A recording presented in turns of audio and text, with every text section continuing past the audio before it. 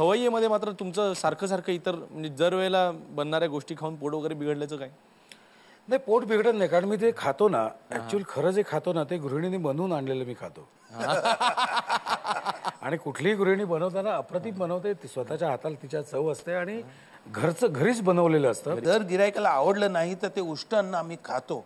मला पुण्यात एका बाईने विचारलं, अहो तुम्ही उष्ट अन्न खाता ते तसं कसं काय? म्हटलं माझ्या देवाचा तो प्रसाद आहे आम्हाला.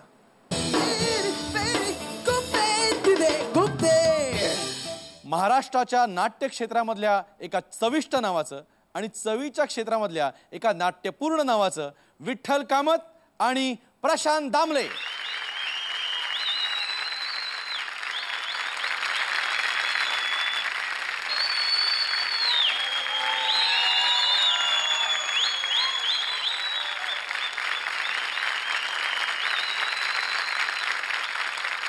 फेअर अँड लवली गुप्ते तिथे गुप्तेमध्ये विठ्ठल कामत साहेब तुमचं खूप खूप स्वागत आणि प्रशांतजी दामले तुमचं देखील खूप खूप स्वागत. नमस्कार. आपल्या लाडक्या रसिकांना सांगतो की विठ्ठल कामत हे पहिलं मराठी नाव आहे जे 5 स्टार हॉटेलचे ओनर आहेत. त्याचबरोबर जाधवगड हे त्यांचं सध्याचं हिट एक नाव आहे हॉटेलमधलं आणि त्याचबरोबर भारतभर विठ्ठल कामत अशा नावानी त्यांनी छोटी छोटी रेस्टॉरंटची चेन देखील टाकलेली आहे आणि जी जोरदार चाललेली आहे. तर मला असं वाटतं की हॉटेलियर होण्याचं स्वप्न बाळगणाऱ्या मराठी किंवा भारतीय तरुणासाठी जर का देवासारखं जर का एखादं नाव असेल तर ते म्हणजे विठ्ठलाचं. आणि प्रशांत दामलेनं तर तुम्ही ओळखताच, ह्या नावाची मी काय ओळख करून देणार. मज पामरासी काय थोरपण पायाची वाहनं पायी बरी. तुम्ही म्हणजे खरोखर सांगायचं झालं तर तुमच्या विषयात ते आले तर त्यांच्या विषयात तुम्ही आलाय असं वाटतंय. म्हणजे बघा ना, ह्यांच्याकडे बघून एखादे हॉटेलचे ओनर वाटतंय की नाही मस्त सूट बीट घालून, पण तुम्ही कायमच कुठल्याही, मी आधीचे देखील तुमच्या मुलाखती आवर्जून बघितल्यात काका, पण you have always I have seen you like this only. पहिलं तू काका बोलतोय मला खूप ते रे बाबा. का बाबा, मग काय म्हणू? मी तुझा मित्र आहे. नाही मग मी तुम्हाला विठ्ठलजीच म्हणतो. मग तुम्ही हे कुर्ता आणि पैजामाचं काय फॅड काय? म्हणजे फॅड नाहीये. माझे वडील धोतर आणि आपला साधा शर्ट घालायचे आणि जेव्हा तुम्ही वयाच्या 60वर येतात तेव्हा परत ते शर्ट पॅन्ट घालण्यापेक्षा आणि 3 पीस आणि 4 पीस सूट घालण्यापेक्षा हा जो नॅशनल ड्रेस आहे तो घालणं अधिक कन्व्हिनियंट आहे. दुसरं, हा ड्रेस भारतात आणि जगात कुठेही एक्सेप्ट आहे आणि भारतीय असल्यामुळे मला या ड्रेसचा अभिमान आहे. अरे वा.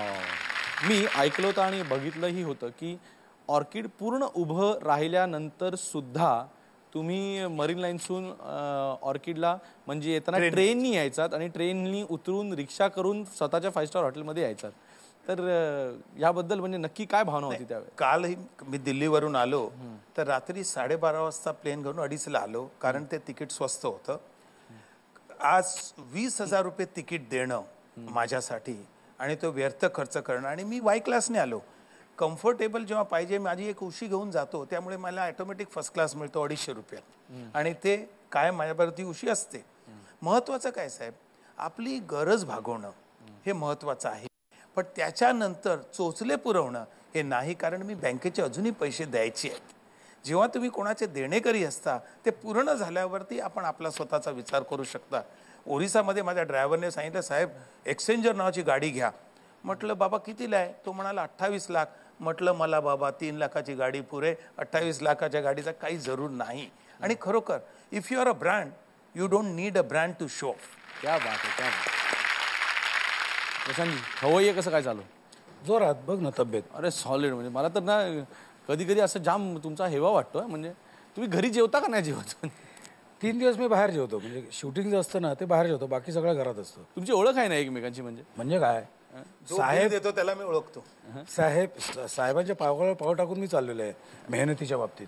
का मला वाटलं तुम्ही पण एखादं रेस्टॉरंट? नाही, मेहनतीच्या अपार मेहनत आणि फोकस्ड काम. इस सेहत का राज क्या है प्रशांत जी? सेहत का राज म्हणजे प्राणायाम, सूर्यनमस्कार आणि माझे एक वैद्य ओळखीचे आहेत सुयोग दांडेकर म्हणून. अच्छा. त्यांचं एक थोडंसं मी मार्गदर्शन घेत असतो. ओम विलोम जर आपण केलं ना तर आपला बायपास जो आहे तो पण आपण विलंबू शकता. ओम विलोम इज व्हेरी व्हेरी इफेक्टिव्ह. अच्छा. आणि म्हणूनच भारतीय ह्या ज्या गोष्टी आहेत भारतात, जसं मँगनीज आणि ओर्स भारतात होतात, जातात जपानला स्टील बनवून येतं आणि आपण 10 पट किंमत देतो. करेक्ट आहे. जे आहे आपल्याकडे जे आहे त्याची आपल्याला किंमत नाही. किंमत नाही, हेच सगळ्यात जास्त खुपतं आपल्याला.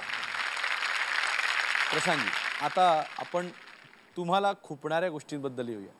खुपते तिथे खुपते. मला सांगा, इतका चांगला आवाज, इतका तयार गळा, पण गायक म्हणून करिअर थोडं घडलं नाही, हे खुपतं का? मला खूपच नाही, पण खंत वाटते. कारण कसं आहे की जेव्हा नाटकाला सुरुवात झाली ना, नाटक आणि गाणं एकत्र जाऊ शकत नाही.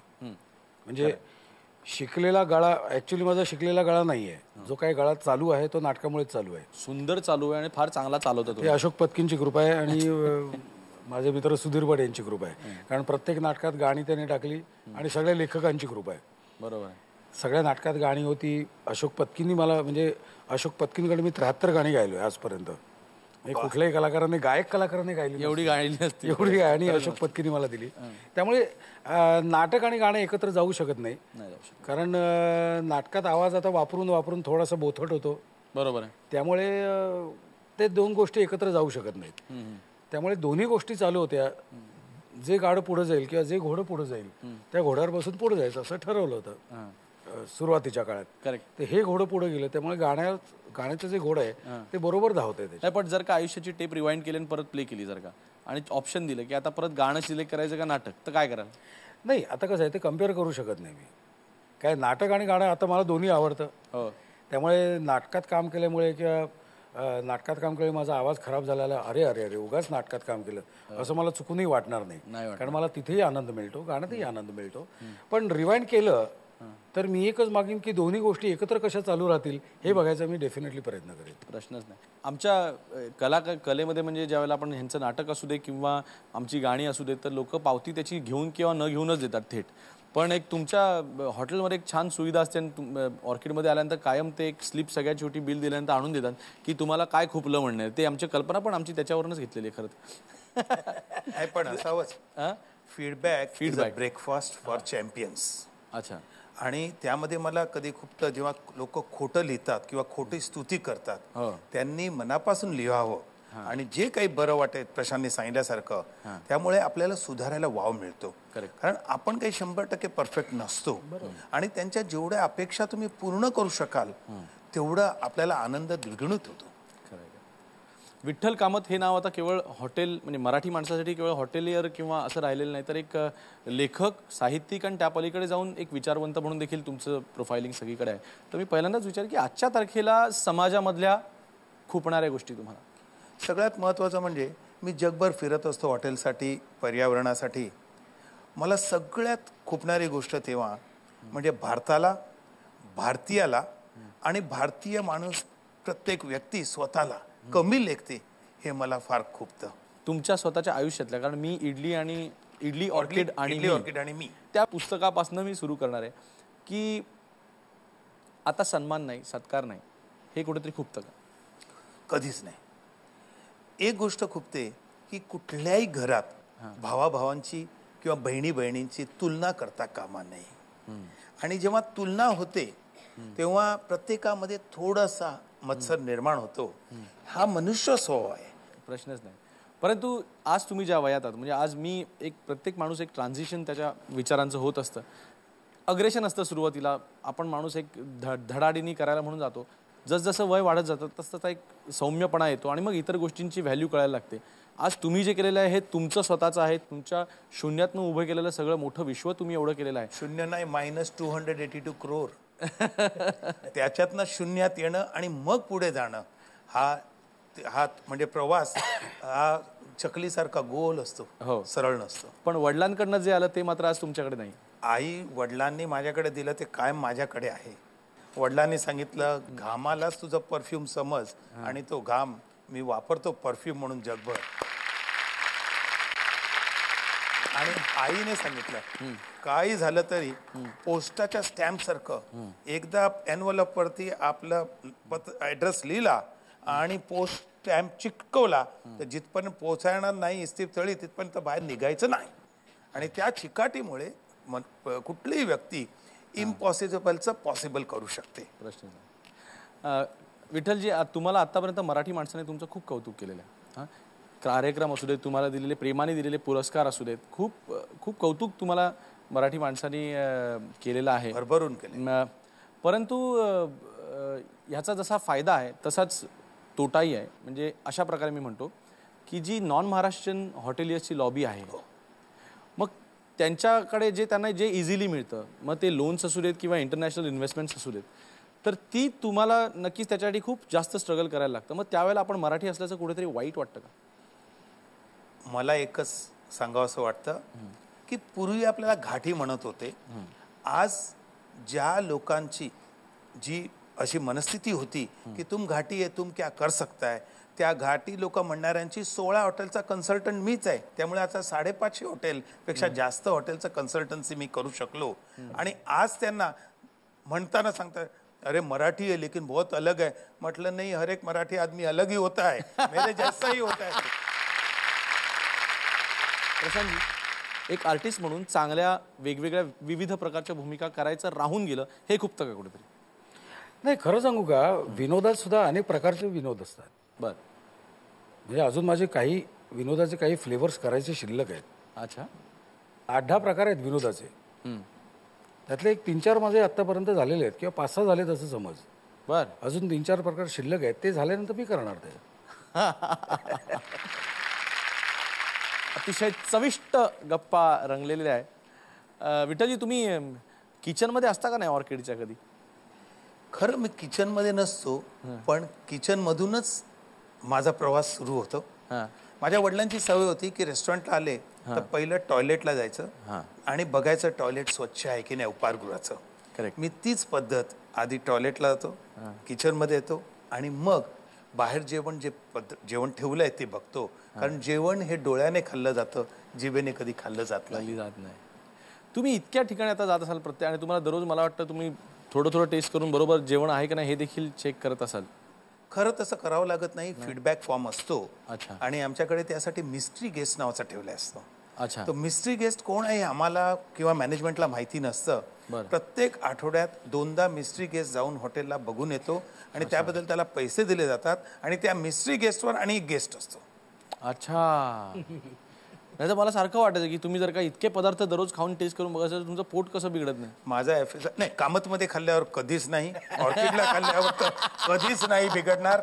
आजपर्यंत गेली 72 वर्ष आमचे वडील हाच व्यवसाय करताय. मी जवळजवळ 50 वर्ष या व्यवसायात आहेत. पोट न बिघडायचं असेल तर विठ्ठल कामत. पोट न बिघडायचं असेल तर विठ्ठल कामत.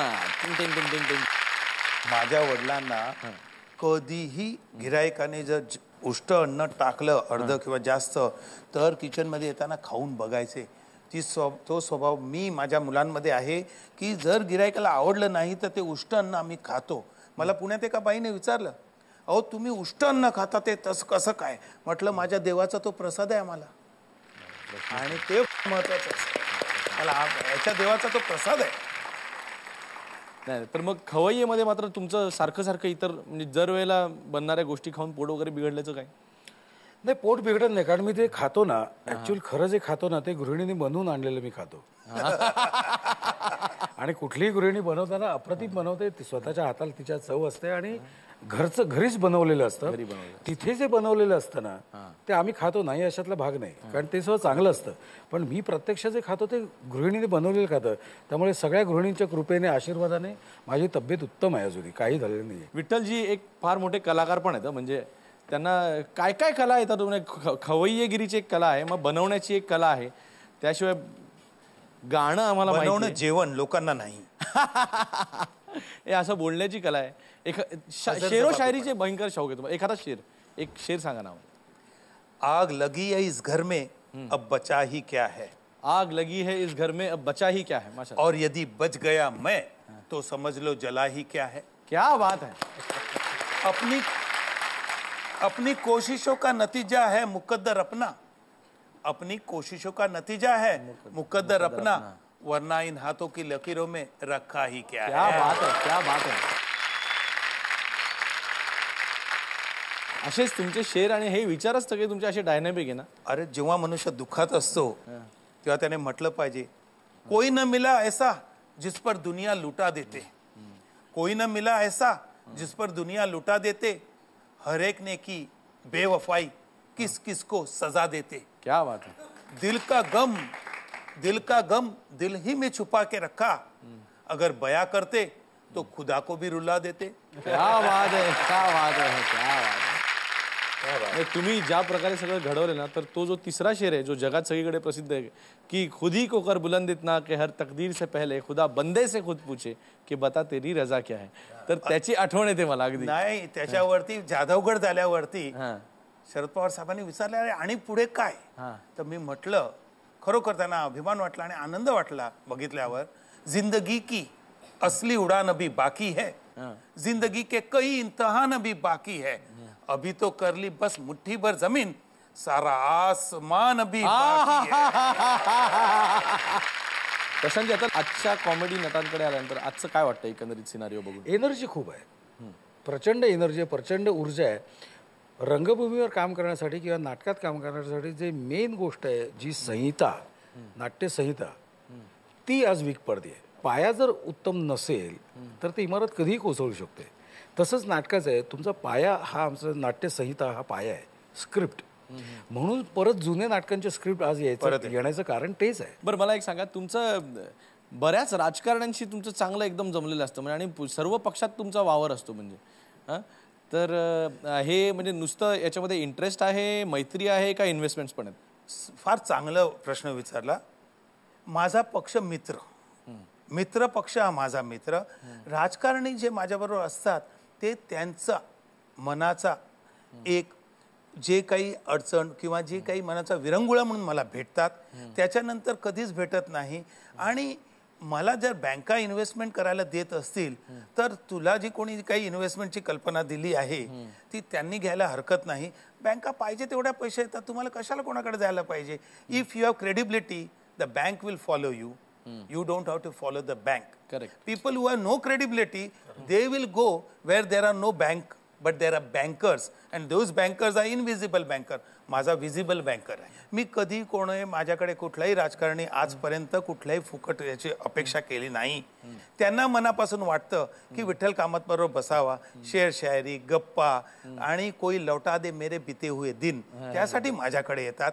माझ्यासारखा मनुष्य जगात मिळणं कठीण आहे का. तर मी कुठेही गाजतो, नाचतो, कारण मी माझं स्वातंत्र्य अजूनपर्यंत गहाण ठेवलेलं नाही. मला जे करायचं आहे, ज्या गोष्टी लहानपणी करायला मिळाल्या नाहीत त्या मी आता करतो आहे. कारण आणि किती वर्ष राहणार माहिती नाही, पण देव विचारेल, अरे तुला सगळं काही दिलं होतं तरी तू तुझ्या जीवनात मजा करू शकला नाहीस. नाही, मला सांगायचं मजा करूनच आलेलो आहे. क्या बात आहे. प्रशांतजी, तुम्हाला विचारतो की तुमचा काय कायम एक रेकॉर्ड्स करायचा, एक मला असं वाटतं रेकॉर्डच आहे तुमचा.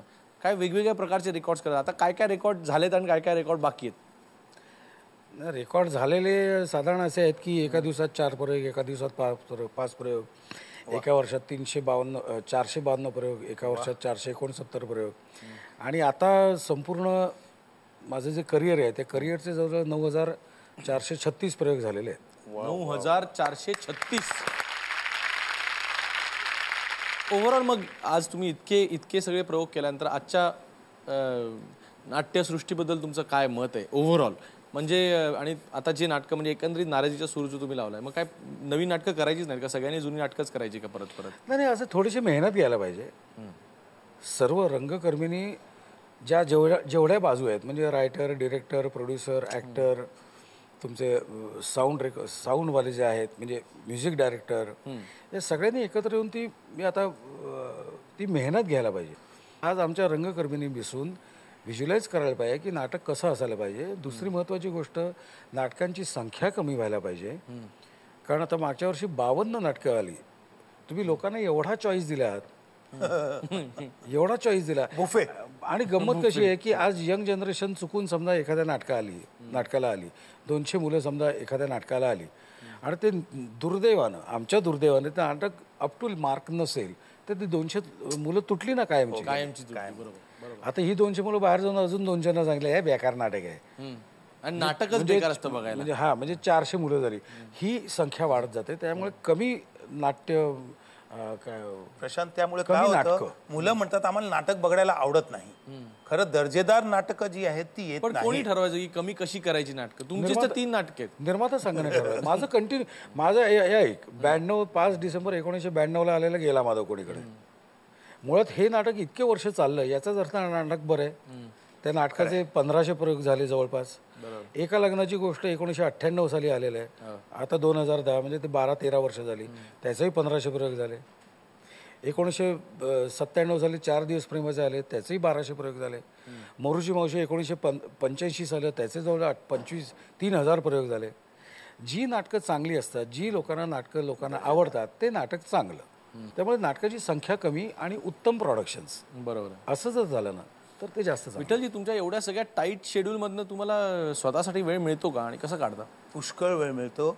एक सांगू का, my business runs in my absence as if I am present. देव कधीही सगळीकडे जाऊ शकत नाही म्हणून त्याने आईला निर्माण केलं. विठ्ठल कामात कुठे जाऊ शकत नाही त्यामुळे मॅनेजरना निर्माण केलं.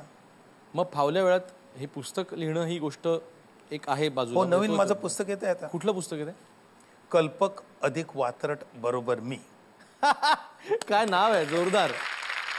लवकरात लवकर रिलीज करा, मला वाचायची इच्छा आहे. वात्रट माणसाला वाचायला जरूर आवडेल. इतका छान जर का म्हणता रसिक माणूस असेल तर हॉटेलमधलं जेवण जे आहे ते कसं काय चविष्ट नाही होणार. अगदी साधी गोष्ट आहे. आणि आता वेळ झाली ती रॅपिड फायरची. यामध्ये जे प्रश्न विचारीन 5-5च असतील, पण त्याची उत्तरं टाळायची नाहीत आणि खरी खरी द्यायची आहे. सुरुवात करूया विठ्ठलजींपासून. तुमची आवडती गायिका लता मंगेशकर की आशा भोसले? लता मंगेशकर आणि आशा भोसले दोन्ही.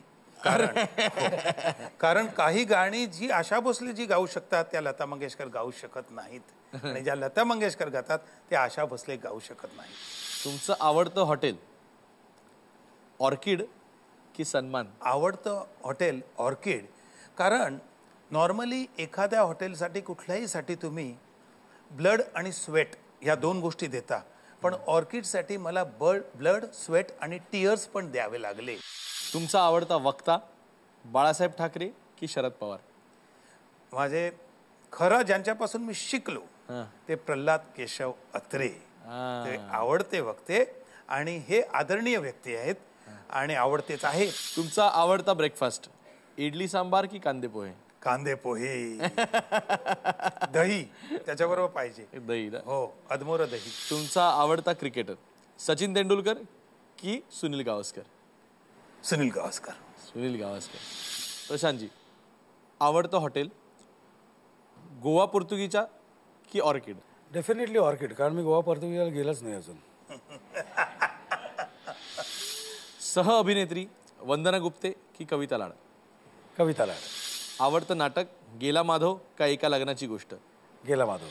आवडता विनोदी अभिनेता भरत जाधव की संजय नार्वेकर? नाही, या दोघांपैकी कोणी नाही. कारण मी ज्यांच्याकडून शिकलो ते लक्ष्मीकांत बेर्डे आणि अशोक सराफ.